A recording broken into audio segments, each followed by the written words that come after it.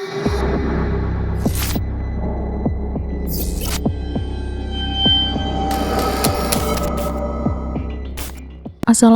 warahmatullahi wabarakatuh. Jumpa kembali lagi bersama saya Haza di channel Untung Ditonton.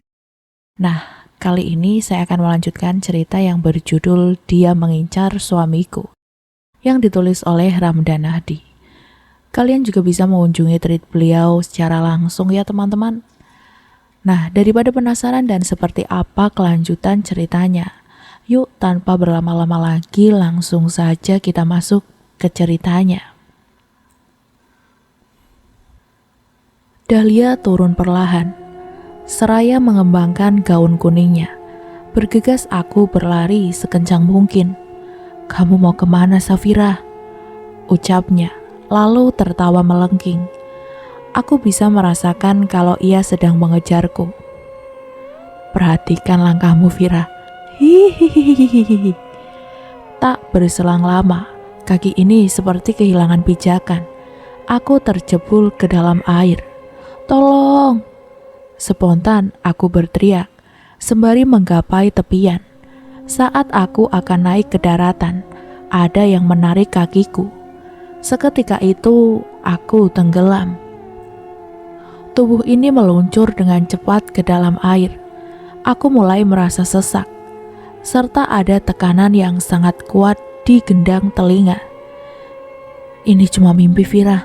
Aku mensugesti diri, sembari menarik nafas.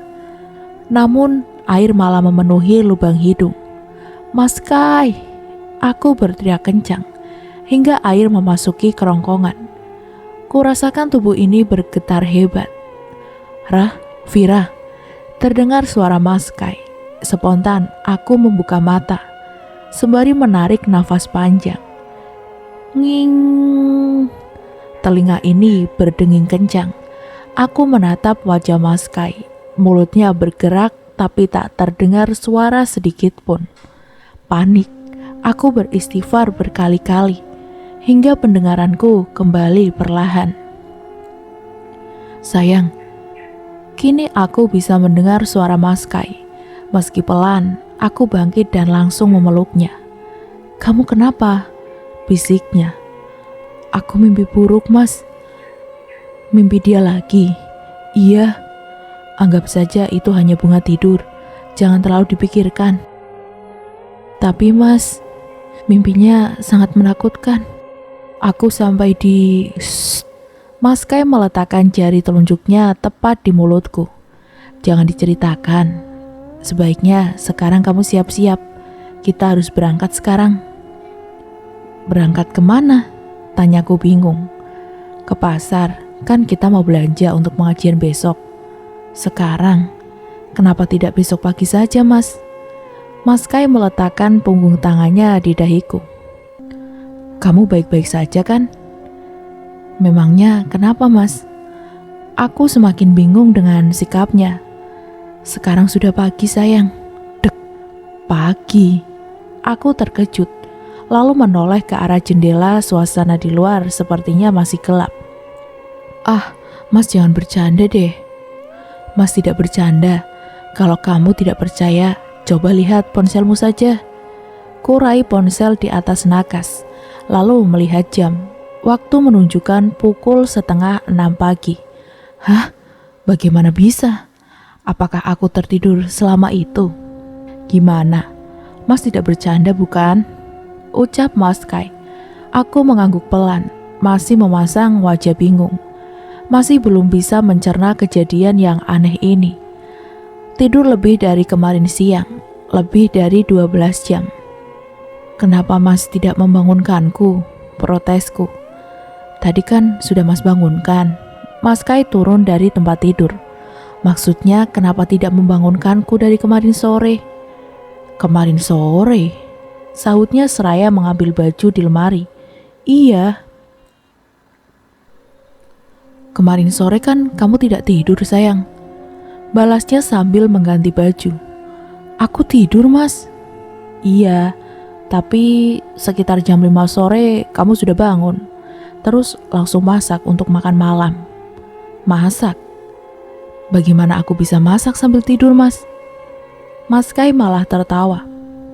Sebaiknya kamu cuci muka, ucapnya sembari berlalu keluar kamar. Mas mau kemana? Tanyaku sembari duduk di ujung tempat tidur. Mas mau memanaskan mobil, sahutnya. Mobil siapa? Mobil Pak Baim. Aku mengejarnya hingga ke teras. Terlihat ada mobil yang sudah terparkir di depan rumah. Benar, itu mobil milik Pak Baim. Kapan Pak Baim kesini, Mas? Mas Kai melirikku. Wajahnya tampak kesal. Sudah tidak lucu, sayang. Cepat, kamu ganti baju atau mandi. Mas harus mengembalikan mobil ini sebelum pukul 11. Siapa yang melucu? Kamu. Aku sedang tidak melucu, Mas. Aku benar-benar bertanya. Mempertanyakan hal yang seharusnya kamu sudah tahu, itu aneh dan tidak lucu, sayang. Aku tidak tahu, Mas. Mas Kai berjalan menghampiriku, matanya menyorot tajam. Kalau begitu, apa yang kau ingat? Seingatku, kepala ini pusing sekali. Terus, aku tidur. Kamu sendiri yang mengantarku ke kamar? Iya, tapi beberapa jam kemudian kamu bangun, sayang. Aku tidak bangun, Mas. Baru bangun pagi ini. Kalau kamu tidak bangun, siapa yang masak makan malam? Siapa juga yang menemaniku menonton sepak bola? Jelas-jelas itu kamu. Mas yakin itu aku? Aku curiga kalau ini ada hubungannya dengan Dahlia. Apa mungkin ia menyamar menjadi diriku? Yakin? Memang siapa lagi? Dahlia? Tidak mungkin, sayang. Mas yakin 100% kalau itu kamu. Meskipun sikap kamu memang agak aneh. Aneh bagaimana? Nanti Mas ceritakan. Sekarang kamu siap-siap dulu. Nanti keburu siang. Tapi aku penasaran, Mas. Mas Kai mendekat lalu mengelus rambutku. Safira sayang, nanti Mas ceritakan semuanya. Aku menghela nafas. Ya sudah, tapi aku mau sholat subuh dulu. Bukannya kemarin kamu bilang kalau sedang tidak sholat? Kapan aku bilang begitu? Mas Kai terdiam, lalu membalikkan badan. Ya terserah kamu saja, Mas tunggu di depan. Jangan lama-lama, ucapnya sembari berjalan ke arah mobil. Tin, sebentar Mas, teriakku dari ruang tamu. Setelah mengunci pintu, aku bergegas masuk ke dalam mobil, disambut dengan wajah cemberut Mas Kai. Lama banget sayang, protesnya. Maaf Mas, tadi aku mandi terus buat daftar belanja dulu. Kan bisa dicatat di mobil. Ia langsung melanjutkan mobil ke arah kanan. Loh, mau kemana Mas? Tanyaku, karena biasanya mobil mengambil jalan ke kiri, ke arah kampung. Ke pasar kan? Sahutnya dengan pandangan lurus ke depan. Iya, tapi kok lewat sini? Ini jalan pintas. Harusnya bilang Mas, kan aku tidak tahu. Dari tadi kamu selalu jawab tidak tahu. Balasnya ketus. Aku melirik wajahnya. Sepertinya ia benar-benar kesal. Sepanjang mata memandang, aku hanya melihat deretan pohon sawit. Tak ada perumahan warga sama sekali. Tak berselang lama terlihat ada 2 truk pengangkut buah sawit terparkir di pinggir jalan. Mas Kai membuka kaca jendelanya, sembari menghentikan laju mobil. Ia menengok keluar. Pekerja yang berdiri di dekat truk itu langsung menyapanya. Setelah mengobrol sebentar, mobil kembali melaju. Aku melirik Mas Kai yang tampak fokus memperhatikan jalan. Sepertinya ia lupa dengan janjinya untuk menceritakan kejadian semalam. Mas, ucapku pelan. Ya, sahutnya tanpa menoleh padaku. Tadi Mas bilang mau cerita kejadian semalam. Mas Kai terdiam cukup lama. Mas, sebenarnya Mas masih bingung. Kamu benar-benar tidak ingat kejadian semalam. Kan aku sudah bilang, dari kemarin sore aku itu tidur dan baru bangun tadi pagi. Kalau kamu tidur, terus siapa yang menemani Mas malam? Lagi-lagi pertanyaan itu. Mungkin itu Dahlia, sahutku kesal. Mas Kai menoleh padaku. Tidak mungkin sayang. Aku tidur, terus ada yang menemani kamu. Siapa lagi kalau bukan Dahlia? Kamu tidak tidur. Mas Kai meninggikan suara. Aku tidur, Mas. Aku pun tak mau kalah, ikut meninggikan suara. Bruk. Terdengar suara benturan kencang dari depan mobil. Spontan Mas Kai menginjakan rem, hingga nyaris membuat tubuhku terjungkal ke depan. Kamu tidak apa-apa sayang? Tanyanya. Tidak apa-apa Mas. Kami kompak menatap ke depan. Apa Mas menabrak sesuatu? Tanyaku. Mas tidak tahu. Mas Kai mematikan mobil kemudian berniat untuk turun. Bergegas aku memegang tangannya mencegahnya untuk turun. Jangan turun Mas, ucapku. Mas Kai menoleh lalu melepaskan genggamanku. Wajahnya kembali terlihat kesal. Kamu ini kenapa? Kalau ternyata kita menabrak manusia gimana? Kan harus segera dibawa ke rumah sakit. Apa Mas melihat ada orang nyebrang? Tidak. Tadi kan kamu ngajak ngobrol Mas. Aku juga tidak lihat ada orang nyebrang Mas. Terus menurut kamu benturan keras itu asalnya dari mana? Satu-satunya jawaban yang terlintas dalam pikiranku hanyalah Dahlia. Pasti ini semua ulahnya. Dahlia Mas, balasku. Ah, kamu ini. Tidak semua hal atau kejadian harus dihubungkan dengannya. Mas Kai membuka pintu lalu berjalan ke depan mobil. Sementara aku memilih tetap di dalam mobil sembari memperhatikannya. Suamimu suka dengan masakan saya. Bisik suara tepat di belakangku.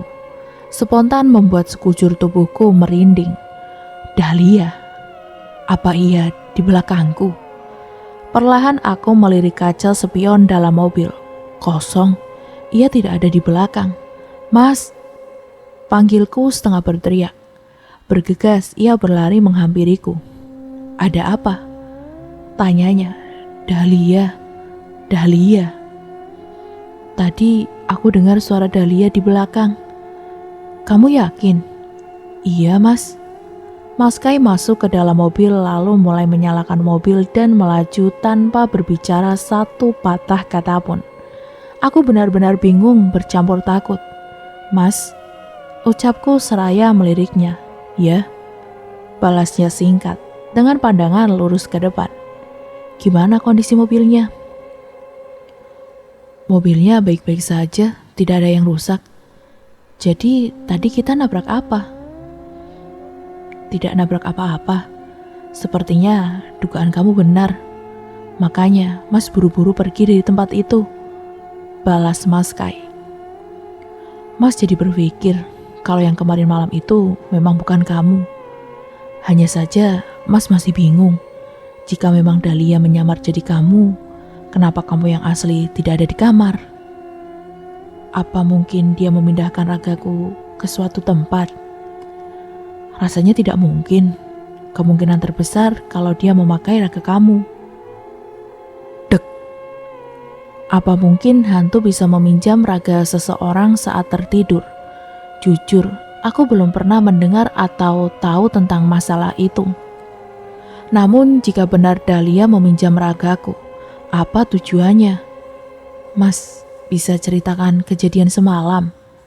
Sebentar ya. Setelah keluar dari perkebunan sawit ini, Mas khawatir dia masih mengikuti kita. Baik Mas. Kurang dari 10 menit kemudian, kami sudah keluar dari area perkebunan. Mas Kai belum juga memulai cerita. Apa mungkin ia lupa? Mas, panggilku. Iya, sebentar. Sahutnya. Mas Kai memarkirkan mobilnya di pinggir jalan. Tak jauh dari sebuah warung bubur ayam. Mas ceritakan sambil sarapan, ucapnya, lalu mengajakku turun.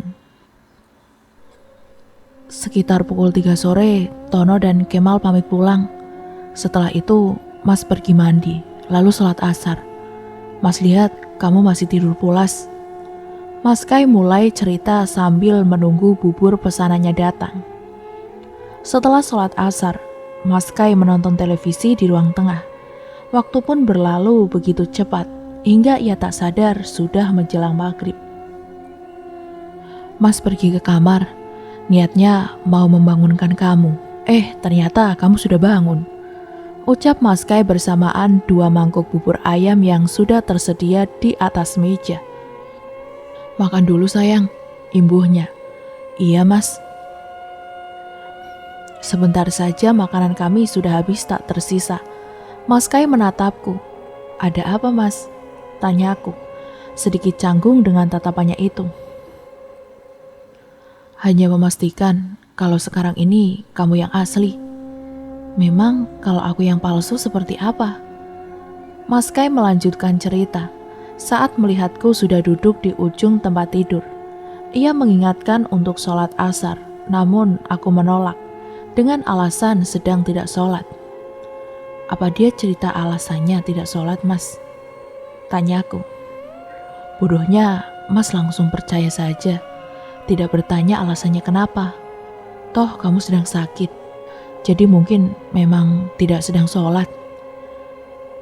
Kan bisa sholat sambil duduk atau tiduran mas. Mas tidak berpikir sampai sana.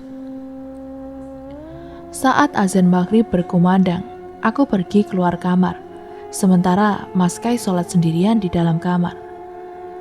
Selesai sholat, Mas lihat kamu sudah sibuk di dapur mempersiapkan makan malam.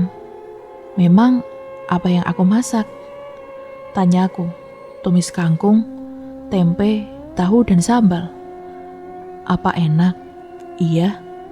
Pantas dia sangat senang saat tahu kamu suka masakannya. Dari mana kamu tahu? Dia yang bilang sendiri waktu di dalam mobil tadi. Maaf sayang, seandainya Mas tahu kalau yang masak itu dia, Mas tidak akan memujinya. Mas Kai menarik tanganku lalu mengecupnya. Iya mas, tidak apa-apa. Tadi di rumah Mas bilang sikapku semalam sedikit aneh. Apa Mas tidak menyadarinya? Mas berpikir kalau kamu memang sedang manja saja. Manja bagaimana? Setelah makan malam, aku menemani Mas Kai di ruang tengah. Kamu terus memegang tangan Mas dan mengelus-ngelus rambut. Terus berkali-kali meminta Mas untuk apa Mas? Mas Kai celingak-celinguk tak jelas. Sebaiknya masalah ini Mas ceritakan di dalam mobil saja. Kenapa tidak di sini? Padahal aku sudah sangat penasaran. Tidak baik diceritakan di sini. Kalau sampai ada yang dengar bisa malu. Kenapa harus malu? Kamu ke mobil duluan. Mas bayar makanannya dulu. Aku meliriknya kesal, lalu bangkit dan berjalan ke mobil. Tak berselang lama, ia datang dengan senyum mengembang. Kenapa Mas senyum-senyum begitu? Tanyaku masih agak kesal. Jangan-jangan Mas lagi membayangkan aku yang semalam. Sambungku. Sudah, lebih baik kamu masuk mobil dulu. Aku masuk ke dalam mobil, duduk sembari menatapnya yang dari tadi senyum tak jelas. Sekarang sudah di mobil, ayo cerita. Sabar, Mas nyalakan mobil dulu. Mas Kai menyalakan mobil lalu melaju ke arah pasar. Kapan ceritanya? Tagihku. Ia menoleh sebentar. Kamu ini, kalau sudah ada maunya, memang tidak bisa sabar sebentar. Persis sekali dengan semalam. Memang apa yang aku lakukan semalam? Apa kamu tidak ingat? Sahutnya terkekeh.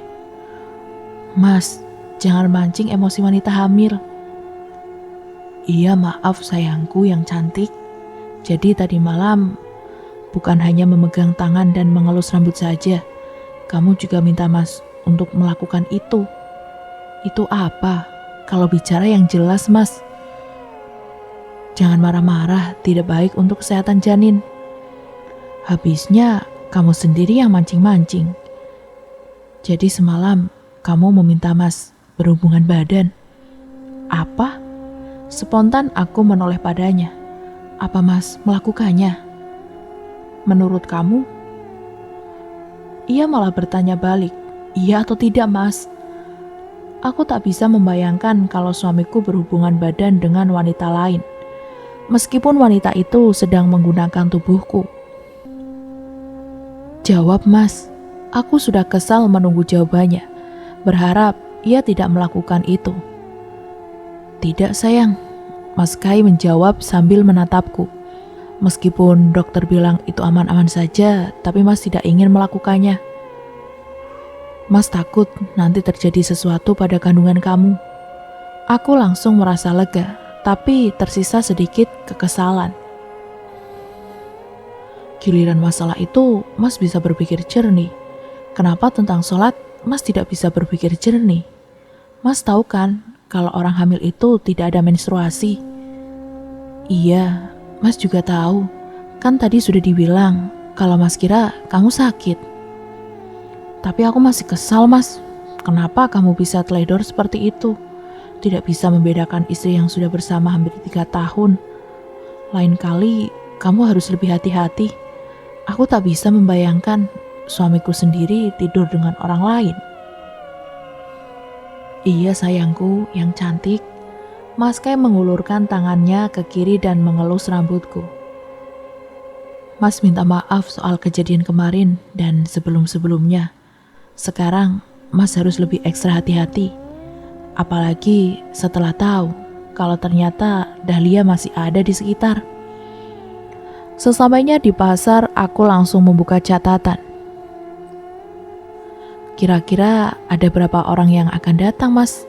Tanyaku. Buatkan saja untuk 50 orang.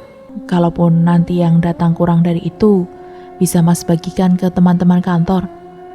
Ini saatnya balas dendam dengan kelakuannya kemarin. Lihat saja, kami mulai berkeliling membeli bahan makanan sesuai catatan. Semakin lama berkeliling, semakin bertambah pula kantong kresek yang dibawa Mas Kai. Namun, ia tidak mengeluh sedikit pun, tetap membuntuti kemana saja. Mas tidak keberatan. Aku khawatir kalau tiba-tiba suamiku pingsan karena terlalu banyak bawa beban. Tidak. Kamu lanjut saja belanjanya, Mas masih kuat. Ia tersenyum manis, membuatku merasa kasihan. Tinggal beli wortel 5 kilo. Aku pura-pura melihat catatan. Dari sudut mata terlihat Mas Kai menghela nafas sembari menelan ludah. Mas yakin masih kuat? Masih sayang. Ya sudah, yuk pulang. Misi balas dendamku gagal. Loh, wortelnya tidak jadi. Tidak Mas, aku hanya bercanda. Ah, kamu ini, yakin tidak ada yang terlewat? Yakin Mas? Kami pun berjalan menuju parkiran. Mas Kai menaruh belanjaannya di kursi tengah. Ia menghela nafas panjang saat duduk di kursi. Wajahnya basah penuh dengan keringat. Ku ambil tisu yang ada di dashboard, lalu mengelap wajahnya. Makasih sayang, ucapnya sambil menyalakan mobil. Mobil pun melaju dengan cepat menuju rumah. Kali ini Mas Kai memilih jalan memutar melewati perkampungan. Sesampainya di rumah, aku langsung merapikan bahan-bahan makanan. Soalnya pengajian akan digelar besok siang setelah zuhur. Jadi ada makanan yang harus dibuat lebih dulu. Sayang, Mas Kai keluar kamar, habis mengganti baju. Iya Mas, sahutku. Istri Pak Baim mau kesini buat bantu kamu masak. Oke Mas, sip. Setelah bahan makanan tertata rapi, aku duduk di ruang tengah bersama Mas Kai. Pak Baim datang jam berapa Mas? Paling sebentar lagi, dia masih di kantor. Kok Mas tidak ke kantor? Sekarang kan hari Minggu, Mas baru masuk besok Senin. Loh, Pak Baim? Dia sudah terbiasa ada di kantor pas hari libur. Paling mencari teman ngobrol. Tok, tok. Assalamualaikum. Ada tamu yang datang. Sudah pasti itu Pak Baim. Waalaikumsalam. Mas Kai bangkit untuk membukakan pintu. Tak berselang lama, ia berjalan ke ruang tengah bersama Pak Baim dan istrinya Bu Ismi. Aku dan Bu Ismi mengobrol di ruang tengah. Sementara Pak Baim dan Mas Kai sedang meminum kopi di teras. Semur daging dan kentang baladonya dimasak sekarang saja, Bu. Jadi nanti pagi bisa dihangatkan. Usul Bu Ismi. Iya, Bu. Nanti acar sama bihunnya bisa besok pagi. Kami pun memulai memasak. Bu Ismi bertugas memotong daging dan kentang. Sementara aku mempersiapkan bumbunya. Setelah nyaris 3 jam berkutat di dapur, masakan sudah hampir selesai. Hanya tinggal menunggu rendang saja. Azan asar berkumandang. Bu Ismi dan Pak Baim pamit pulang. Rencananya besok pagi mereka akan datang lagi untuk membantu mengemas makanan. Sayang, Mas Kai duduk di sampingku. Malam ini benar-benar menepati janjinya, tidak pergi keluar atau kantor. Padahal tadi sore Pak Baim mengajaknya ke kedai kopi. Iya Mas, kata Pak Baim, Mbok Asi tidak bisa datang. Ya, padahal ada yang mau aku bicarakan sama dia. Tentang yang kemarin itu. Gimana kalau sekarang kita ke sana? Tidak baik bertamu malam-malam Mas. Lagian jalannya gelap. Kan ada motor. Tetap saja, lebih baik setelah pengajian saja. Oh, ya sudah. Sekitar pukul 9 malam kami sudah masuk ke dalam kamar. Berbaring di atas tempat tidur sambil berpelukan. Sayang, bisik Mas Kai. Iya. Mas belum menceritakan sikap kamu kemarin malam kan? Belum. Tapi jangan sekarang, sudah malam. Aku takut Dahlia bisa mendengar percakapan kami. Namun, peringatanku tak diindahkan, Mas Kai malah lanjut bercerita. Kamu itu aneh banget, bukan aku Mas, protesku. Iya, dia itu aneh banget, selalu ingin nempel terus. Bahkan sampai ingin ikut kamar mandi. Tindakannya itu malah membuat Mas kesal, ucapnya. Waktu Mas mau tidur pun dia terus merayu. Tapi karena sudah terlalu capek, Mas tinggal tidur saja, sambungnya. Ada lagi sayang, tidak tahu jam berapa, sepertinya tengah malam. Dia memaksa untuk memadu kasih. Beruntungnya Mas masih bisa tahan emosi, tidak membentaknya, sambungnya lagi. Dibentak juga tidak apa-apa Mas, balasku sembari menyandarkan kepala di dadanya. Mas Kai mengecup keningku. Aku mempertahankan posisi itu hingga tertidur dalam pelukannya. Malam ini untuk pertama kalinya aku bisa tertidur dengan tenang di rumah ini. Keesokan paginya aku sudah kembali sibuk di dapur. Mas Kai dan Pak Baim membantu mengemas makanan ke dalam box kardus. Ini tidak kebanyakan Pak, tanya Pak Baim. Memang sengaja, biar nanti kalau kelebihan bisa dibagikan ke kantor, balas Mas Kai. Sehabis zuhur, aku dan Mas Kai sudah berdiri di teras, menyambut warga yang mulai berdatangan. Dari kejauhan, terlihat Pak Rohim sedang berjalan bersama Mbok Asi. Mbok Asi, Mas? Aku senang sekali melihat Mbok Asi datang. Iya, balas Mas Kai. Nak Kai, kenapa tidak undang Mbok? Mbok Asi melangkah ke teras. Bukannya Pak Baim sudah mengundang, Mbok? Saut Mas Kai. Kemarin Baim tidak datang ke rumah. Saya datang, Mbok, tapi Mboknya tidak ada di rumah. Pak Baim berjalan keluar. Oh, kemarin sore Mbok memang tidak ada di rumah. Dari tadi Mbok Asi hanya menatap Mas Kai saja, tak melirikku sedikit pun. Padahal aku berdiri tepat di samping Mas Kai. Mbok sehat? Tanyaku. Namun ia tak menjawab. Hanya melirikku tajam dan buru-buru masuk ke dalam rumah. Mas, ucapku pelan. Iya. Sahut Mas Kai. Kenapa Mbok Asi sinis begitu? Mungkin ia sedang kesal karena tidak diundang. Tapi kan kita sudah mengundangnya. Ya sudahlah sayang, biarkan saja. Nanti kita minta maaf saja. Iya Mas. Namun tetap saja ada yang mengganjal di pikiranku. Apa salahku hingga ia bersikap sinis seperti itu? Tadinya aku ingin sekali duduk di dekat Mbok Asi, namun ia selalu menghindar. Bahkan menatap wajahku pun tak mau. Perubahan sikapnya itu membuatku bingung sekaligus resah. Mas, sebaiknya kita berbicara dengan Bu Asi sekarang. Aku mengajak Mas Kai berbicara empat mata di kamar. Jangan sekarang sayang, sebaiknya tunggu setelah pengajian. Aku penasaran, kenapa sikapnya begitu padaku? Kamu sabar dulu. Baiklah Mas. Kami berjalan keluar kamar, tak berselang lama pengajian pun dimulai. Acara pengajian berjalan lancar. Meski jumlah orang yang datang tidak sebanyak perkiraan, ada sekitar 30 box makanan yang tersisa. Sebagian besar warga sudah pulang, hanya menyisakan Pak Baim dan istrinya serta Pak Rohim dan Bu Asih.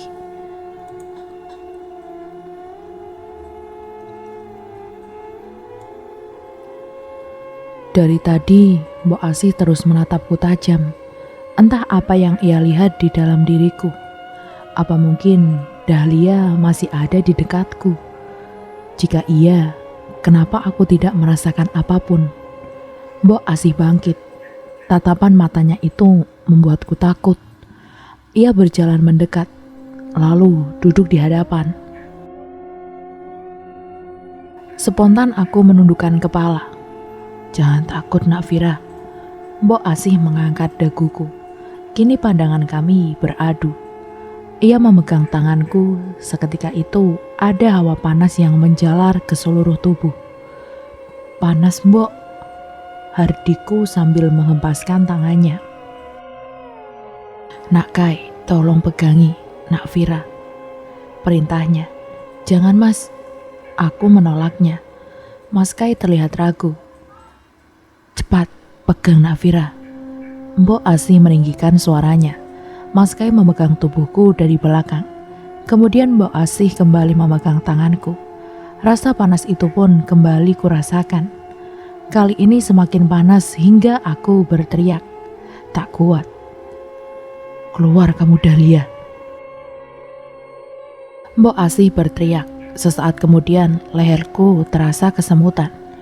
Tiba-tiba ada sepasang tangan yang menutupi wajahku. Gelap. Saat ku membuka mata, sudah ada di tengah hutan yang gelap. Mas Kai, aku kebingungan. Kenapa tiba-tiba ada di sini? Kemudian berjalan tak tentu arah sembari memanggil nama Mas Kai.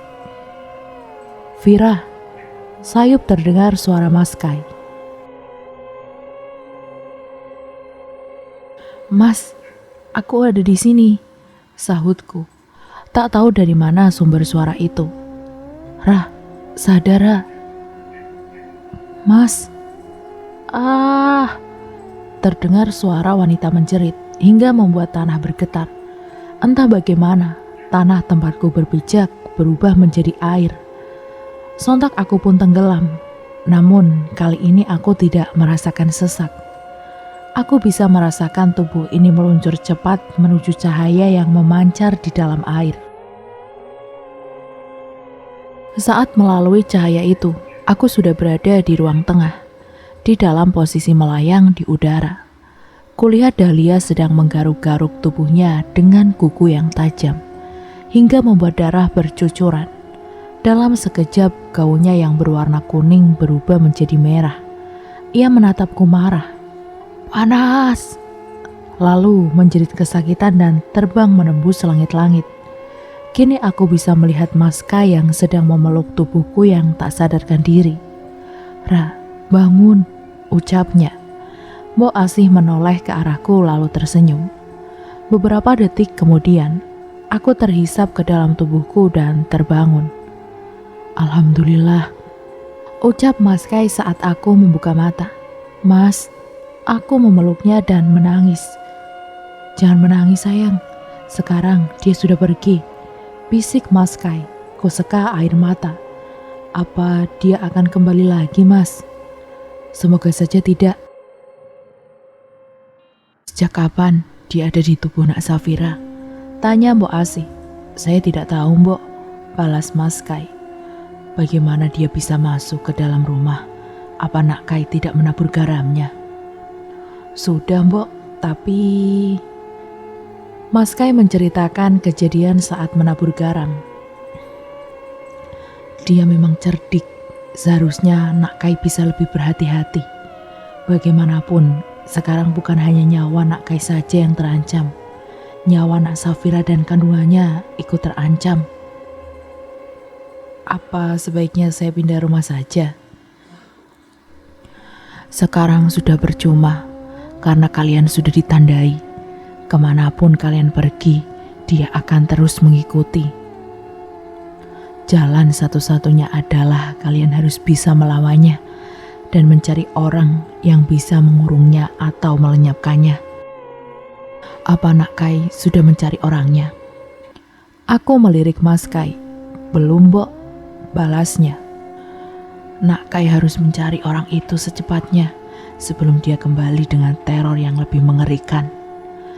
Iya, Mbok. Satu lagi, maaf kalau Mbok agak lancang. Apakah saat dirasuki tubuh Nak Safira, kalian pernah melakukan hubungan suami istri? Tidak pernah, Mbok. Mbok Asih mengembuskan nafas lega. Syukurlah.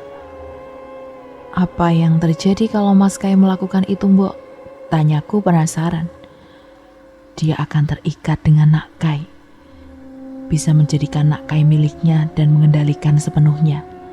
Dia juga tak segan-segan melukai orang yang akan mengganggu hubungannya.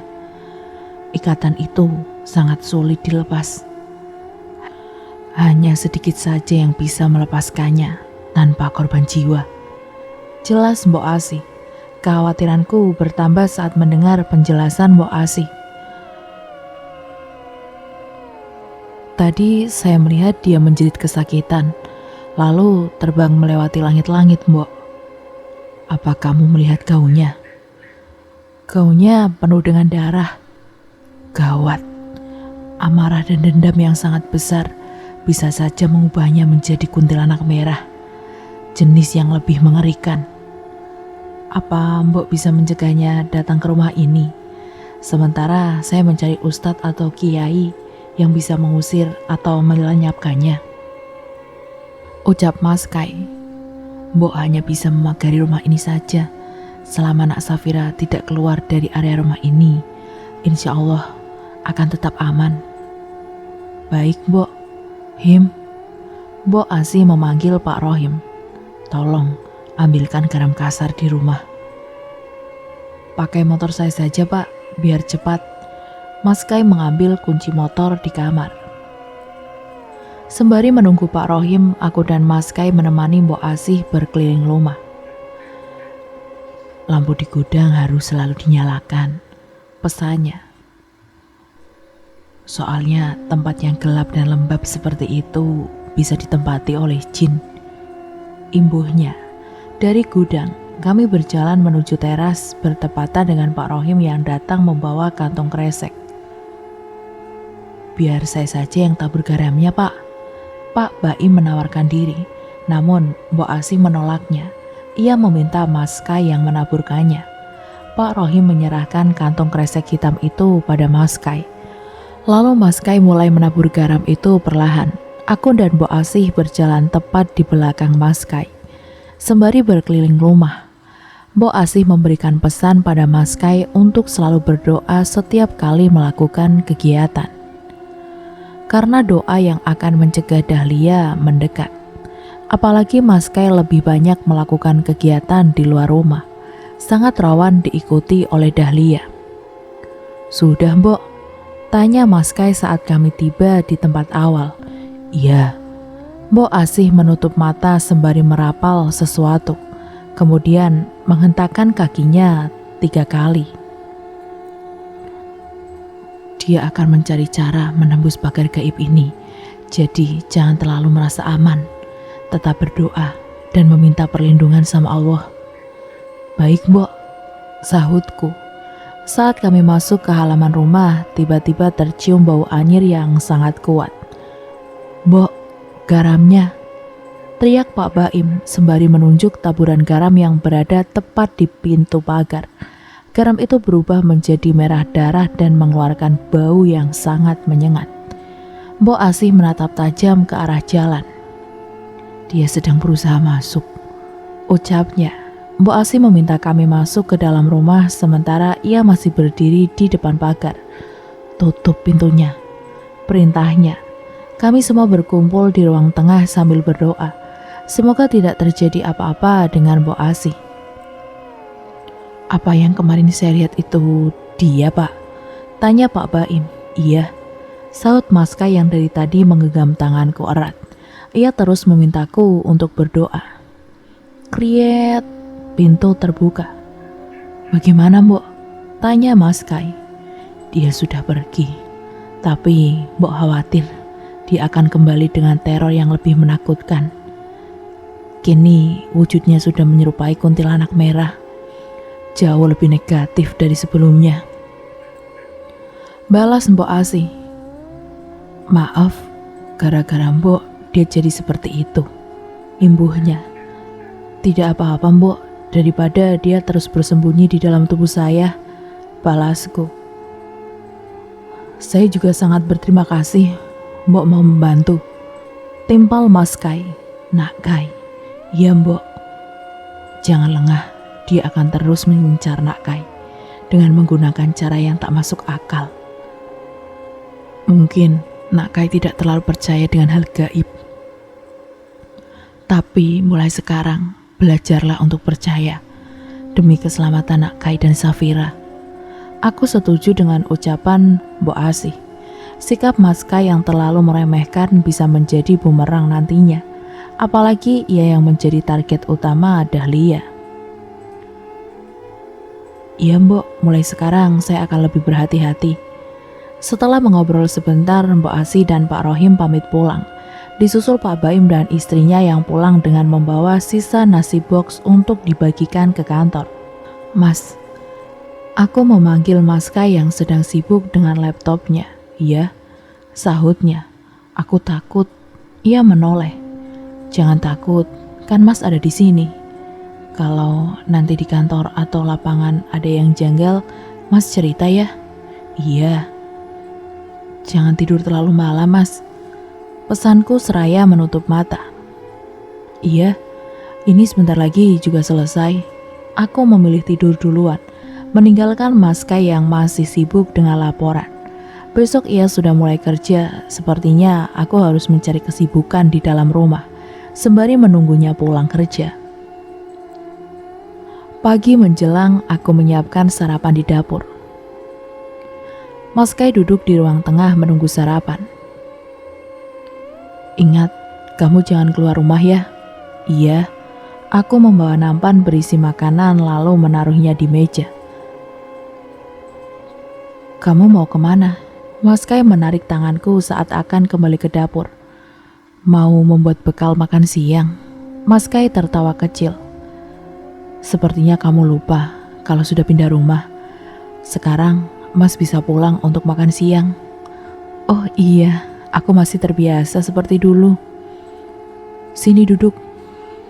Mas Kai memintaku duduk di sampingnya. Ada yang Mas mau ceritakan? Tentang apa? Semalam. Apa ini ada hubungannya dengan Dahlia? Ia mengangguk. Sepertinya semalam dia ada di depan rumah. Apa Mas melihatnya? Tidak. Terus bagaimana Mas yakin dia ada di depan rumah? Mas dengar suaranya. Apa yang dia ucapkan? Kaifan, Kaifan. Dia memanggil nama Mas. Terus apa lagi? Segitu saja, soalnya Mas langsung matikan laptop dan tidur. Mas, kalau bisa untuk sementara waktu jangan keluar malam ya. Sebelum maghrib harus sudah di rumah. Iya. Selesai sarapan, Mas Kai langsung berangkat kerja. Aku hanya bisa mengantarnya sampai di teras. Melihat motornya melaju melewati deretan pohon sawit. Sudah hampir pukul 1 siang. Suara motor Mas Kai belum juga terdengar. Ingin sekali coba menghubunginya, tapi takut mengganggu pekerjaannya. Rasa khawatir yang berlebihan ini mulai menyiksaku. Ditambah bayang-bayang Dahlia yang selalu menghantui pikiran. Tintin. Hatiku langsung lega saat mendengar suara klakson di depan rumah. Bergegas aku membukakan pintu. Maaf ya. Maaf, Mas agak terlambat, ucapnya sembari meletakkan helm di kursi teras. Tidak apa-apa mas, kamu sudah makan? Belum? Lain kali kalau mas terlambat, lebih baik kamu makan duluan saja. Kasihan anak kita, nanti kelaparan. Iya mas. Oh iya mas, apa di sini ada jasa laundry antar jemput? Sepertinya tidak ada, memang kenapa? Aku takut menjemur pakaian di luar. Biar mas saja yang jemur, nanti setelah pulang kerja mas angkat. Oke mas. Setelah makan siang, Mas Kai membantu menjemur pakaian di halaman depan. Sementara aku hanya memperhatikan dari teras. Beres, teriak Mas Kai. Aku ke kantor lagi ya? Iya mas. Tepat pukul 5 sore Mas Kai sudah ada di rumah. Sayang, panggilnya seraya berjalan ke dapur. Iya mas. Aku menoleh padanya meski tangan ini sibuk memotong tomat. Aku punya berita buruk. Spontan aku berhenti memotong, berbalik badan menghadapnya. Berita buruk apa mas? Semoga saja ini bukan tentang Dahlia. Lusa, mas ada tugas mendadak keluar kota. Memang tidak bisa ditunda mas. Setidaknya sampai rumah ini benar-benar aman. Sepertinya tidak bisa. Berapa hari? Kemungkinan 5 hari. 5 hari? Apa mas tega meninggalkan aku sendirian di rumah di saat situasi seperti ini? Meski itu adalah pekerjaannya, tapi meninggalkanku sendirian di rumah saat ini adalah pilihan yang sangat buruk. Seharusnya ia lebih memikirkan kondisi istrinya yang sedang hamil. Ditambah ada Dahlia yang masih berkeliaran di sekitar rumah.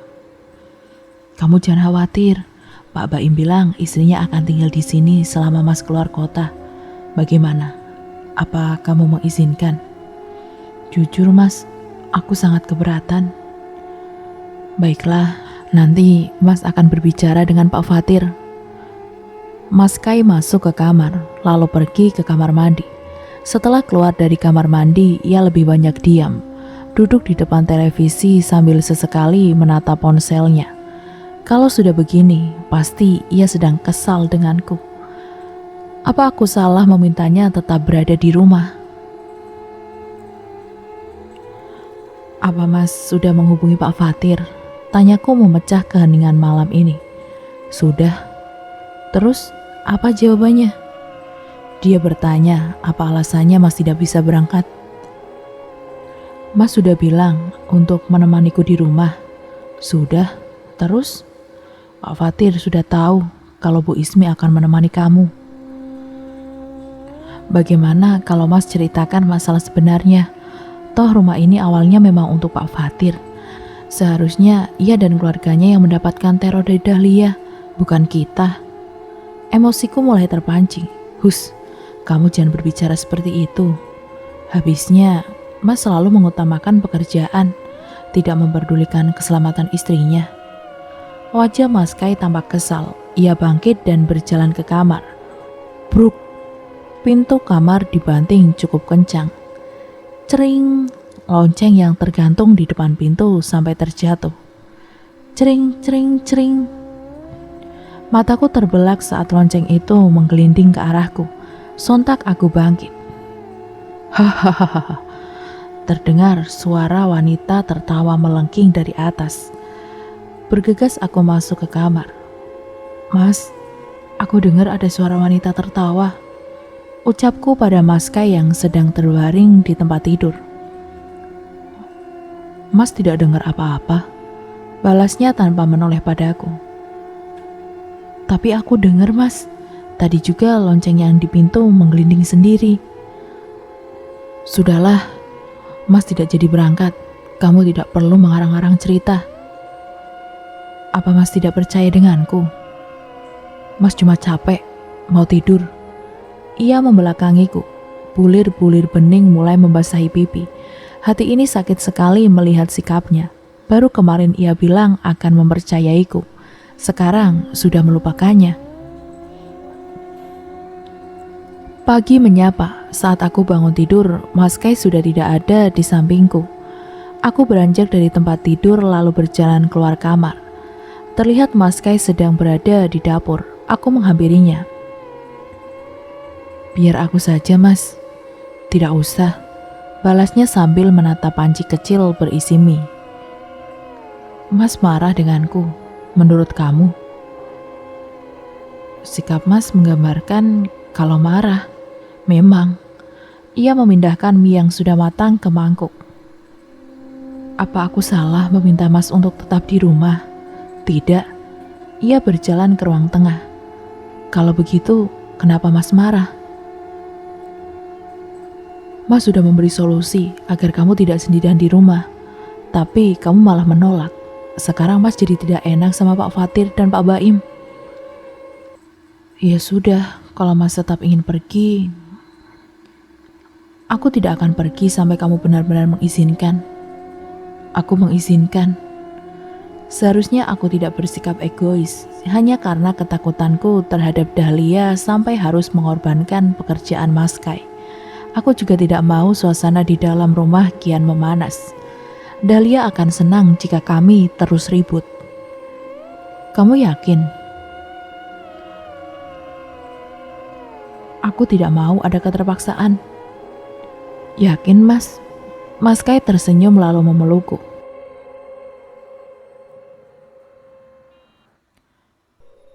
Keesokan harinya, aku membantu Mas Kai memasukkan pakaian ke dalam koper. "Mas akan pulang secepatnya," ucapnya. "Iya, Mas. Jangan lupa, kamu harus berhati-hati." "Iya." Setelah semua barang bawaan Mas Kai masuk ke dalam koper, kami pun keluar rumah. Di ruang tamu sudah ada Pak Baim dan Bu Ismi. Pak Baim akan pergi dengan Mas Kai, sedangkan Bu Ismi akan menemaniku di rumah. Mobil kantor sudah menunggu di luar. Seperti biasa, aku hanya bisa mengantar Mas Kai sampai teras. Sebelum melangkah menuju mobil, ia terlebih dahulu memeluk dan mencium keningku. Tak lupa mengusap perutku seraya pamit. "Assalamualaikum." Salamnya. "Waalaikumsalam." Mas Kai masuk ke dalam mobil. Saat mobil melaju, ia sempat membuka jendela dan melambaikan tangan. Aku dan Bu Ismi masuk ke dalam. Kami pergi ke ruang tengah menonton televisi sambil mengobrol. "Apa anak-anak tidak keberatan ditinggal sendirian di rumah, Bu?" tanyaku. "Anak-anak sudah dititipkan sama neneknya." "Masih tinggal di kampung itu juga?" "Iya, Bu. Kalau di kampung biasanya satu keluarga tinggal berdekatan." "Wah, enak. Kalau hari raya tidak perlu jalan jauh." "Iya, Bu, tapi jadi tidak pernah merasakan sensasi mudik." "Berarti Ibu sama Pak Baim harus merantau jauh, baru akan merasakan sensasinya mudik dan bermacet-macetan di jalan." "Kalau Ibu asli dari mana?" "Jakarta." "Wah, jauh. Gimana rasanya pindah dari kota besar ke kota kecil?" "Awalnya tidak begitu betah, Bu, tapi lama-lama terbiasa." "Kalau tinggal di sini, apa Ibu betah?" "Sejujurnya, saya tidak betah, tapi mau bagaimana lagi? Harus menemani suami." "Kenapa Ibu tidak pindah saja, kembali ke kota, daripada tetap di sini? Mana angker pula." "Untuk sementara waktu, kami belum bisa pindah, Bu." "Apa karena perkataan Bu Asih kemarin?" Ternyata Bu Ismi juga mendengarkan ucapan Bu Asih. "Iya." Seharusnya Ibu tidak begitu saja percaya dengan ucapan Bu Asih. Bagaimanapun, dulunya ia merupakan dukun santet. Malahan kabarnya Dahlia itu salah satu anak buahnya. Aku sangat terkejut mendengar ucapannya itu. Dahlia anak buah Mbok Asih. "Masa sih, Bu? Kalau Dahlia anak buah Mbok Asih, kenapa beliau mau membantu kami untuk menghadapi Dahlia?" "Mungkin itu akal-akalannya saja, supaya Ibu dan Pak Kai percaya dan tetap tinggal di rumah ini. Tapi saya tidak memaksa Ibu untuk percaya. Cuma Ibu harus berhati-hati juga dengan Bu Asih." "Makasih, Bu. Entahlah mana yang harus aku percaya, Mbok Asih atau Bu Ismi? Yang jelas, Mbok Asih sudah banyak membantuku. Langit sudah mulai gelap. Dari tadi aku berdiam diri di dalam kamar, masih memikirkan ucapan Bu Ismi. Tok tok tok, Bu, panggil Bu Ismi. Aku beranjak dari tempat tidur lalu membuka pintu. Bu, makan dulu, ucapnya. Iya, aku sampai lupa makan. Tadi saya sudah masak, kebetulan ada bahan makanan sisa pengajian kemarin. Wah, jadi merepotkan. Tidak apa-apa, Bu. Kami pun makan bersama di ruang tengah. Ibu yakin tidak mau tidur di kamar? Tanya aku. Saya tidur di sini saja, Bu. Kalau begitu, kita sama-sama tidur di sini saja, usulku. Jangan, Bu. Masa ibu tidur di lantai? Kan spring bednya bisa dilepas. Tidak usah, Bu. Tidak apa-apa. Kan enak tiduran sambil nonton televisi. Daripada harus tidur sendirian di kamar, lebih baik tidur berdua di sini. Bu Ismi pun akhirnya setuju. Ia membantuku membawa spring bed ke ruang tengah. Saya jadi tidak enak, ibu sampai harus tidur di sini, ucapnya. Malahan, waktu pertama kali datang ke sini, saya tidur di sofa, Bu. Masa sih, Bu? Iya, saya ketiduran pas menemani Pak Kai nonton sepak bola. Oh, hobi Pak Kai sama kayak suami saya, suka nonton bola. Namanya juga laki-laki, Bu. Malam ini sengaja aku membiarkan televisi menyala, sehingga suasana di ruang tengah tidak terlalu sunyi. Kulirik Bu Ismi yang sudah tidur duluan. Kupejamkan mata tak lupa membaca doa. Tak lama kemudian aku sudah berpindah ke dunia mimpi. Mimpi tentang Mas Kai. Aku melihat Mas Kai sedang tidur di sebuah kamar. Tak berselang lama, terlihat Dahlia berjalan mendekat. Ia berbaring tepat di samping Mas Kai. Kemudian memeluknya dari samping dan menyadarkan kepalanya di dada Mas Kai. Sama seperti yang biasa aku lakukan. Ia membisikkan sesuatu hingga membuat Mas Kai tersenyum tipis. Setelah itu aku terbangun dengan hati gelisah. Kulihat jam ternyata baru pukul 4 pagi. Ingin sekali menelpon Mas Kai, tapi takut mengganggu tidurnya. Bagaimanapun ia baru melakukan perjalanan jauh. Setelah sholat subuh, aku mencoba mengirim pesan pada Mas Kai. Berharap ia sudah bangun. Cukup lama menunggu, tapi belum juga ada balasan. Aku pun keluar kamar. Terlihat Bu Ismi sedang merapikan spring bed. Ibu bangun dari jam berapa? Tanyanya. Jam 4. Wah, pagi banget. Ini spring bednya mau dibawa ke kamar lagi, Bu. Tidak usah, biarkan saja di sana. Biar nanti malam tidak merepotkan memindahkan lagi. Ting. Bunyi notifikasi ponselku. Ternyata itu balasan dari Mas Kai. Bergegas aku masuk ke dalam kamar dan menelponnya. Assalamualaikum. Ia memberi salam duluan saat telepon tersambung. Waalaikumsalam. Ada apa? Pagi-pagi sudah kirim pesan. Kangen ya? Iya Mas, kangen. Baru juga sehari. Oh ya, gimana di rumah? Aman? Alhamdulillah aman. Baguslah. Oh iya Mas, semalam aku mimpi. Mimpi tentang Mas ya? Tebaknya. Iya. Mungkin kamu terlalu mengkhawatirkan Mas. Aku berusaha mengingat-ingat detail kamar di mimpi tadi. Apa cat di kamar Mas berwarna hijau? Iya benar. Ada lampu meja di samping kanan tempat tidur. Iya. Dari mana kamu tahu? Dari mimpi itu Mas. Memang apa yang kamu lihat di mimpi itu? Aku menceritakan mimpi tadi. Jadi dia mengikuti Mas sampai sini. Sepertinya begitu. Apa Mas lupa membaca doa sebelum tidur? Sepertinya begitu. Kenapa bisa lupa Mas? Omelku. Maaf, tadi malam Mas kelelahan dan langsung tidur. Pokoknya sekarang Mas harus lebih berhati-hati, berbanyak zikir, Aku tak mau melihatnya menyentuh tubuh Mas lagi. Iya sayang. Samar terdengar suara pintu terbuka. Sudah dulu ya, Pak Baim mengajak sarapan. Iya Mas, ingat, jangan lupa baca doa. Iya. Telepon ditutup, menyisakan sebuah pertanyaan besar. Apa yang dibisikkan Dahlia hingga membuat Mas Kai tersenyum? Belum lagi masalah Mbok Asih, membuat kepalaku semakin pusing. Sudah 2 hari ini aku selalu bermimpi tentang Mas Kai dan Dahlia. Khawatir kalau mimpi itu benar-benar nyata. Teringat jelas pesan Mbok Asih, jika mereka melakukan hubungan maka itu akan sangat berbahaya untuk Mas Kai. Kekhawatiranku bertambah karena sudah seharian ini Mas Kai tidak bisa dihubungi. Dari tadi saya perhatikan ibu terus melihat ponsel. Tegur Bu Ismi, saya menunggu kabar Pak Kai. Dari pagi tidak bisa dihubungi. Suami saya bilang hari ini akan ada kunjungan ke hutan Bu. Mungkin di sana tidak ada sinyal. Oh, kenapa Pak Kai tidak bilang sama saya ya? Mungkin lupa Bu. Kuletakkan ponsel di sofa.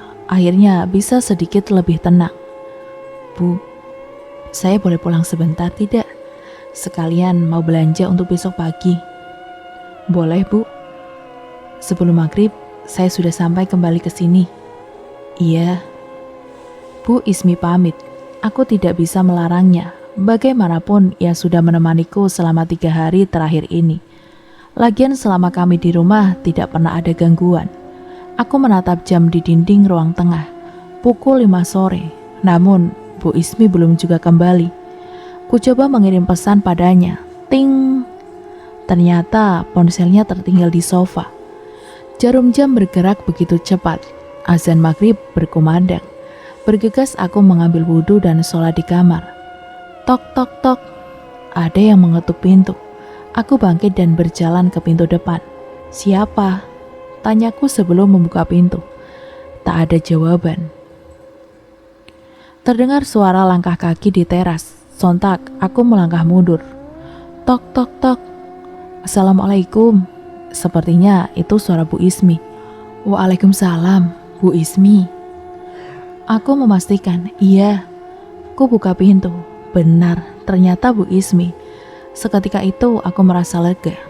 Tadi kok ditanya diam saja Bu. Kapan Bu? Tadi pas Ibu ketuk pintu. Oh, mungkin saya tidak dengar Bu.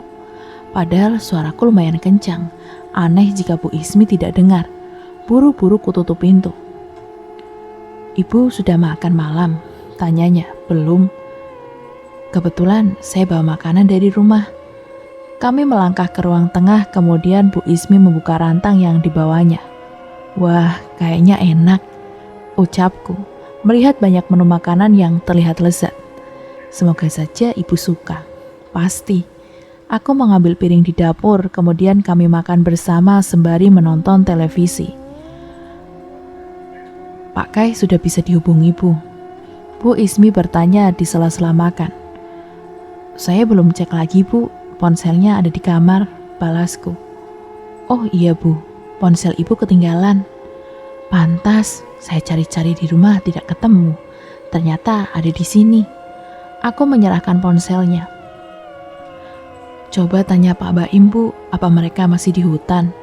Bu Ismi menulis pesan pada suaminya. Tak lama pesannya dibalas. Katanya sudah ada di hotel Bu, berarti Pak Kai juga.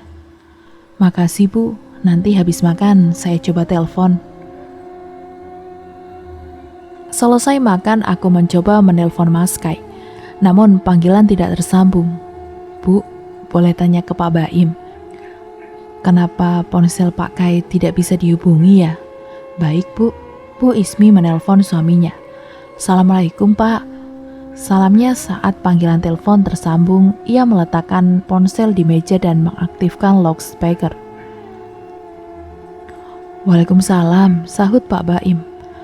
Pak, Bu Fira nanya, kenapa telepon Pak Kai tidak bisa dihubungi? Oh, telepon Pak Kai rusak, jatuh ke air. Seharusnya Mas Kai memberitahuku jika teleponnya rusak. Apa Pak Kai-nya ada di sana? Aku terpaksa bertanya langsung. Ada Bu Vira. Pak Kai sedang tidak ada di hotel, Bu. Balas Pak Baim. Kemana? Pergi bersama Pak Manajer. Saya nitip pesan, Pak. Kalau Pak Kai sudah sampai hotel, tolong minta dia segera hubungi saya. Baik, Bu. Makasih ya, Pak. Aku bangkit pergi ke dapur, membiarkan Bu Ismi berbicara dengan Pak Baim. Hati ini sungguh gelisah menantikan telepon dari Mas Kai. Sudah 3 jam ia belum juga menghubungiku. Apa ia belum kembali ke hotel? Ingin sekali menanyakan pada Pak Baim, tapi takut mengganggu istirahatnya. Katanya masih belum pulang ke hotel, Bu. Bu Ismi sepertinya bisa merasakan kegelisahanku. Pak Baim tahu tidak Pak Kai pergi kemana? Jujur aku sangat penasaran. Karaokean, Bu. Kali ini yang aku khawatirkan bukan tentang Dahlia, melainkan tempat karaoke macam apa yang Mas Kai datangi. Kini aku lebih takut ada Dahlia berwujud manusia di sana. Paling sebentar lagi pulang. Bu Ismi berusaha menenangkan hatiku. Iya, Bu. Bu Ismi izin ke kamar mandi, tak berselang lama. Ia berlari keluar dengan wajah ketakutan. Bu, panggilnya seraya menghampiriku. Ada apa, Bu? Tanyaku bingung. Tadi pas saya buang air kecil, dengar suara anak ayam. Memang ada lubang ventilasi kecil yang mengarah ke samping rumah, jadi suara di luar masih bisa terdengar. Suara anak ayam. Aku baru mendengar ada anak ayam berkeliaran jam segini. Iya, Bu. Mungkin ayam liar atau peliharaan warga kampung, Bu. Jaraknya dari sini ke kampung kan lumayan jauh, Bu. Tidak mungkin ada ayam yang berkeliaran sampai sini. Ya berarti ayam liar. Selama saya tinggal di sini tidak pernah melihat ada ayam liar. Lagian cuma suara anak ayam, Bu. Tidak usah terlalu difikirkan. Gini, Bu, ada anggapan di kampung kami. Kalau mendengar suara anak ayam di malam hari, berarti tandanya ada kuntilanak. Aku baru dengar ada kuntilanak berubah menjadi anak ayam. Berarti kita harus banyak-banyak baca doa. Aku berusaha untuk mempercayainya. Iya, Bu. Ciak, ciak. Kali ini aku bisa mendengar suara anak ayam itu. Apa Bu Vira dengar? Tanya Bu Ismi yang sembari menggeser tempat duduknya mendekatiku. Iya, jelas sekali suaranya berasal dari atas. Sepertinya ucapan Bu Ismi benar. Tidak mungkin ada anak ayam di langit-langit. Baca doa, Bu. Aku merapal doa dalam hati. Ciak, ciak, bruk. Setelah bunyi benturan kencang, suasana ruang tengah mendadak sunyi. Sebaiknya malam ini kita tidur di kamar, Bu, ucapku. Bu Ismi pun setuju. Kemudian kami menggotong spring bed ke kamar. Sudah hampir tengah malam, Mas Kai belum juga menelpon. Sementara kondisi di rumah sudah mulai kondusif. Tak ada suara-suara aneh di luar. Aku menutup mata sambil merapal doa hingga tertidur. Lagi-lagi memimpikan Mas Kai. Kali ini aku melihatnya berjalan di koridor panjang. Langkahnya tidak stabil, sempoyongan. Sementara di belakangnya ada Dahlia yang mengikuti. Bruk. Mas Kai terjatuh. Ia berusaha bangkit dengan memegang tembok. Tapi tak berhasil, malah membaringkan tubuhnya di lantai. Dahlia menghampiri suamiku yang tak berdaya itu. Ia kembali membisikkan sesuatu hingga membuat suamiku tertawa kegirangan. Kemudian ia menghilang. Sebentar lagi dia akan menjadi milikku, bisiknya. Spontan aku menoleh ke arah samping hingga wajah kami berhadapan. Aku terperanjat lalu terbangun. Astagfirullah. Mengucap istighfar berkali-kali sambil memikirkan mimpi aneh tadi. Ada apa dengan Mas Kai? Siang hari Mas Kai baru menghubungiku. Ia menceritakan tentang ponselnya yang rusak. Seharusnya Mas kasih kabar, protesku. Maaf, Mas lupa, balasnya. Aku sudah sangat kesal padanya, apalagi saat mendengar ia pergi ke tempat karaoke, ditambah mimpi semalam. Istrinya sendiri bisa dilupakan. Memang siapa yang kamu ingat? Dahlia atau perempuan lain? Ucapku ketus. Apa maksud kamu, Vira? Mas Kai kali ini meninggikan suaranya. Bukan ia tak lagi menyebutku dengan kata sayang. Kamu menuduh Mas seperti itu. Kalau tahu sikap kamu akan seperti ini, lebih baik Mas tidak pergi keluar kota. Baru ditinggal 4 hari, kamu sudah menuduh Mas macam-macam. Dahlia lah, perempuan lain lah. Mas di sini kerja, sambungnya. Ia masih tidak mengaku kalau sudah pergi ke tempat karaoke. Dasar laki-laki, pintar berkelit. Jadi sekarang aku yang salah. Aku ikut meninggikan suara. Bukan begitu, kamu juga harus tahu situasi. Ponsel Mas kan rusak, belum sempat diperbaiki.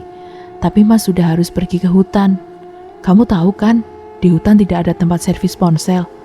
Sinyalnya saja tidak ada. Memang kamu seharian di dalam hutan. Saat kembali ke hotel, kenapa tidak berinisiatif menghubungiku? Mas tidur, capek. Jangan bohong, Mas. Mas tidak bohong. Semalam bukannya kamu pergi ke tempat karaoke sampai larut malam. Kamu jangan mengada-ada. Aku tidak mengada-ngada. Aku melihatnya sendiri. Sengaja aku tidak mengatakan kalau mendapatkan kabar itu dari Pak Baim. Takutnya Mas Kai akan marah besar padanya. Melihat sendiri. Kamu bahkan tidak ada di sini. Aku melihatnya di dalam mimpi. Mimpi? Kamu bilang mimpi? Kamu lebih percaya mimpi daripada suamimu sendiri. Sejauh ini mimpi aku selalu benar. Sekarang Mas menyesal sudah menelpon kamu. Jangan-jangan Mas juga menyesal punya istri sepertiku. Ya Allah Vira, istighfar. Sekalipun Mas tidak pernah berpikir seperti itu. Sudahlah, percuma berbicara sekarang. Nanti kita bicarakan di rumah. Tut. Mas Kai menutup telepon. Ku coba menghubunginya lagi, tapi tidak bisa. Telepon dimatikan. Seharian ini suasana hatiku sedang tidak baik. Amarah ini belum juga mereda. Sudah coba dialihkan, tetap saja. Rasanya ingin marah-marah tak jelas. Beruntung Bu Ismi bisa memahamiku. Ia lebih menjaga jarak dan tidak mengajakku mengobrol. Tok tok. Bu, panggil Bu Ismi. Ia masuk. Balasku yang dari tadi duduk di tempat tidur. Bu Ismi masuk ke kamar membawakan segala susu coklat. Saya sempat baca di Facebook, katanya coklat bisa menenangkan suasana hati. Ia meletakkan gelas itu di nakas. Makasih Bu. Bu Ismi keluar kamar. Kurai gelas itu. Permukaannya terasa hangat. Ku seruput perlahan hingga tak ada susu yang tersisa. Aku menghela nafas panjang sembari menenangkan pikiran. Melirik ponsel yang kuletakkan di dekat bantal. Aku harus menghubungi Mas Kai. Apa tuduhanku tadi berlebihan? Apa Mas Kai berkata jujur? Aku benar-benar bingung. Ucapan Pak Baim, mimpi itu, memperkuat dugaanku kalau Mas Kai memang tidak jujur padaku. Lantas kenapa ia berbohong? Apakah Mas Kai sudah dipengaruhi oleh Dahlia? Pertanyaan-pertanyaan itu terus menghantui pikiranku, hingga tak nafsu makan. Azan asar pun berkumandang. Aku beranjak dari tempat tidur lalu pergi ke kamar mandi untuk mengambil wudhu. Semoga setelah sholat, suasana hatiku bisa lebih tenang.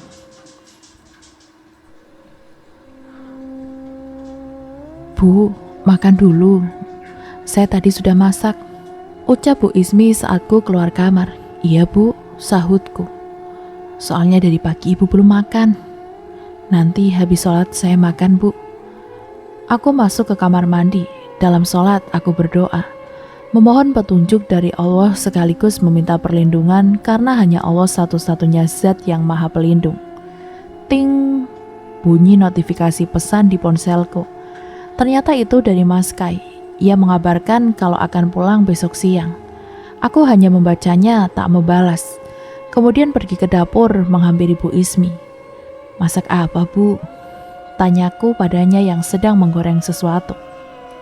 "Sayur bayam, ikan kembung, tempe dan tahu," balas Bu Ismi sambil menggoreng tempe. "Ibu tunggu di ruang tengah saja, nanti saya antar." "Tidak usah, Bu." Aku berdiri di dapur sambil menunggu tempe itu matang. Setelah matang kami makan di ruang tengah. "Maaf, Bu." Bu Ismi tiba-tiba meminta maaf. "Kenapa minta maaf, Bu?" tanyaku bingung. "Gara-gara saya, Bu Fira dan Pak Kai jadi bertengkar." "Oh, itu bukan salah Bu Ismi atau Pak Baim. Memang Pak Kainya saja yang tidak jujur." Saya jadi ingat dengan kebiasaan suami saya dulu, Bu. "Kebiasaan apa?" "Biasaan sering pergi ke tempat karaoke, dan setiap pulang pasti dalam kondisi mabuk." Aku jadi ingat dengan mimpi semalam.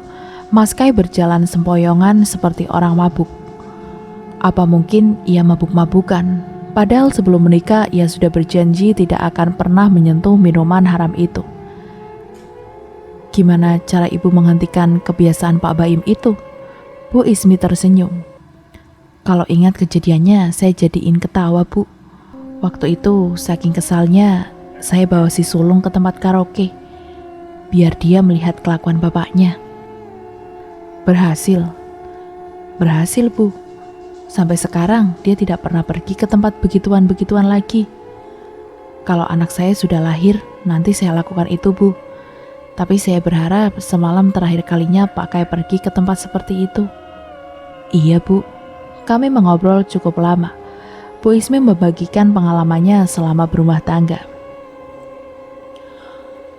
"Yang namanya kehidupan rumah tangga pasti ada pasang surutnya, Bu.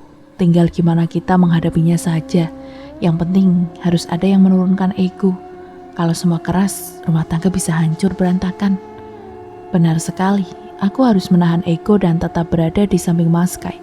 Berusaha untuk mempercayainya, menjaganya dari godaan Dahlia karena tujuan Dahlia memang untuk menghancurkan rumah tanggaku, agar ia bisa memiliki Mas Kai seutuhnya. Azan maghrib berkumandang. "Saya sholat dulu, Bu," ucapku seraya bangkit. "Ya ampun," Bu Ismi tampak panik. "Kenapa, Bu?" Spontan aku menoleh padanya. "Saya lupa angkat jemuran." "Tunggu saya sholat, Bu, nanti saya temani." "Tidak usah, Bu, lagian cuma di halaman depan, tidak perlu ditemani." Aku berjalan ke kamar mandi sementara Bu Ismi merapikan piring kotor. "Ah!" Terdengar suara orang menjerit di depan rumah. Saat ku sedang mengambil wudhu, bergegas aku berlari keluar. Terlihat pintu terbuka. "Bu Ismi." Aku berdiri di teras sembari mencari keberadaan Bu Ismi. "Bu, tolong." Kini suaranya terdengar di belakang rumah. Tanpa berpikir panjang, aku berlari ke sana. Dan cerita pun berlanjut ke bagian yang selanjutnya ya teman-teman. Nah, sampai berjumpa kembali lagi di cerita yang selanjutnya. Dan jangan lupa untuk like, komen, dan subscribe, serta nyalakan juga tombol loncengnya, agar kalian mendapatkan notifikasi jika kami mengupload video terbaru yang tentunya dari channel ini. Apabila terdapat salah-salah kata maupun artikulasi yang kurang jelas, saya mohon maaf yang sebanyak-banyaknya. Terima kasih dan wassalamualaikum warahmatullahi wabarakatuh.